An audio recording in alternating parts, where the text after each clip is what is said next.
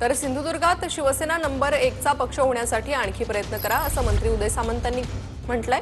निलेश राणे आणि दीपक केसरकर यांच्यामुळे सिंधुदुर्गात शिवसेनेची ताकद वाढली आहे, त्यामुळे सिंधुदुर्गात या दोघांचं राज्य आहे हे दिसलं पाहिजे असं सामंतांनी म्हटलंय। आज आपल्याला पुढच्या 4 महिन्यामध्ये शिवसेना हीच सिंधुदुर्ग जिल्ह्यामध्ये 1 नंबरला आहे अशा पद्धतीचं काम केलं पाहिजे।